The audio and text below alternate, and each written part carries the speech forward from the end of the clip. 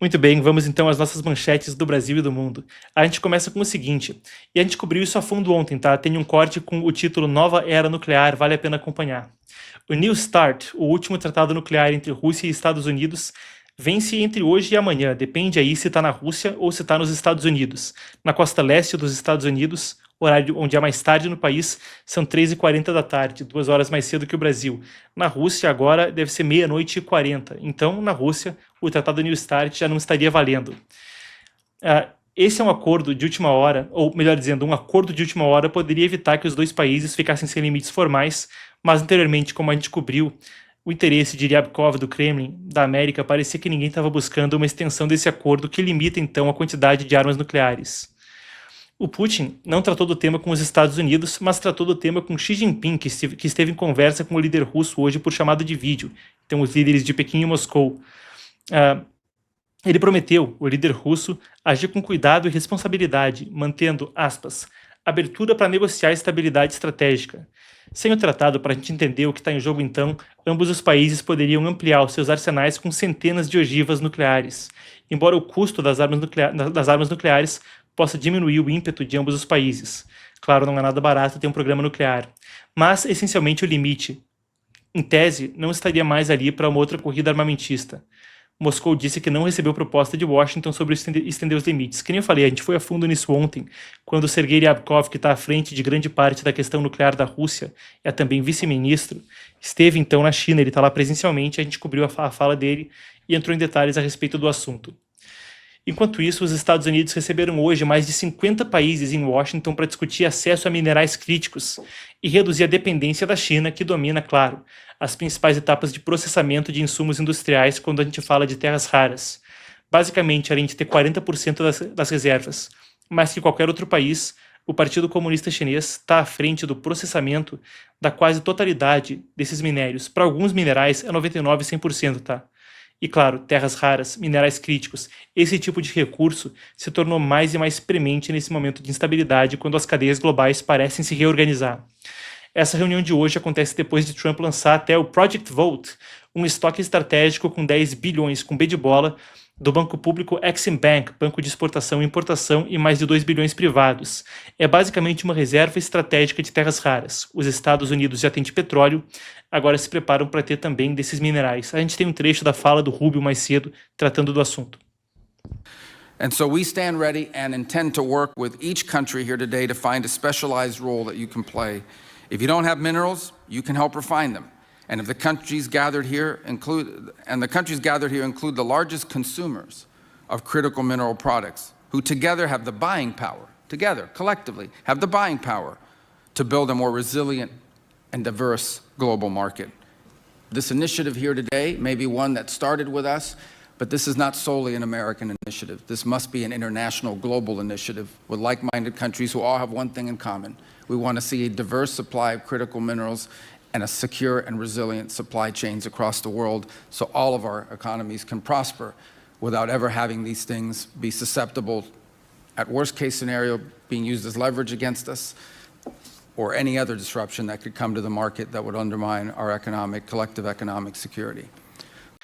Seguindo, a gente vai para a Nigéria. Homens armados mataram ao menos 35 pessoas ao atacar a aldeia de Uboro, no estado de Kwara, no centro do país, na noite de terça, segundo um parlamentar estadual teria dito à agência Reuters. Ele disse que prédios e lojas foram incendiados durante a invasão e que moradores correram para a mata para escapar. Esse é o ataque mais letal do ano naquele distrito, perto da fronteira com o país Níger. Nos últimos anos, bandos armados têm ampliado a ação no noroeste e centro-norte da Nigéria com sequestro e roubo de gado, e Kwara tem registrado alta taxa de crimes nessa faixa de fronteira. A Nigéria, em particular, é um lugar de interesse em especial na África, conforme a gente fala também de uma situação na qual tem conflito étnico e religioso, com cristãos sendo brutalmente perseguidos no país. Eu cheguei aí a fundo nisso com um missionário que passou anos da vida na Nigéria. O programa já é relativamente antigo, mas se procurar por Nigéria aqui no canal deve encontrar entrevista imperdível que eu realizei a respeito do assunto. Pessoal, o vídeo já volta. Marcos aqui, recado importante. O que você está assistindo é um corte do programa Epoch News, que vai ao ar de segunda a quinta, sempre às 5 horas da tarde, aqui nesse canal. Inscreva-se e não perca nenhuma edição nem as nossas coberturas especiais de eventos globais. Absolutamente imperdível. Mais uma coisa, hein? O link na descrição vai te colocar no newsletter O Panorama, o nosso newsletter gratuito de geopolítica, que vai sair da superficialidade e, assim como acontece aqui no canal, te colocar em contato com o mundo e a história. Epoch Times presente em 36 países, 23 idiomas, e você vem junto conosco nessa. Se inscreva. Trump e Gustavo Petro, presidente da Colômbia, se encontraram ontem. O pessoal me perguntou por que não teve transmissão. E é muito simples, pessoal. Não teve transmissão porque não teve transmissão nem em inglês, nem nada. Foi fechado para a imprensa que não teve acesso à conversa. Mas então foi dito depois que houve uma reunião cordial. O primeiro encontro entre os dois presencialmente. A imprensa não participou, nenhum deles anunciou nenhum acordo fechado. Trump afirmou que eles trabalham para reduzir o fluxo de narcóticos e Petro disse à rádio Caracol da Colômbia que pediu ajuda para capturar grandes traficantes que vivem fora da Colômbia, solicitou também mediação de Trump numa disputa com o Equador. Segundo Petro, Trump aceitou ligar para Daniel Noboa, o presidente equatoriano. O Petro até publicou uma foto com uma nota atribuída a Trump, dizendo: Gustavo, uma grande honra, eu amo a Colômbia. Enquanto isso, Delcy Rodrigues, presidente interina da Venezuela, disse que conversou por telefone ontem com Trump também e com o secretário de Estado Marco Rubio. Segundo a Delcy, o tema foi a retomada de uma relação direta entre a América e a Venezuela. Na segunda, ela tinha recebido a Laura Dogu, que é a nova chefe da missão diplomática dos Estados Unidos ali, conforme a embaixada americana deve reabrir.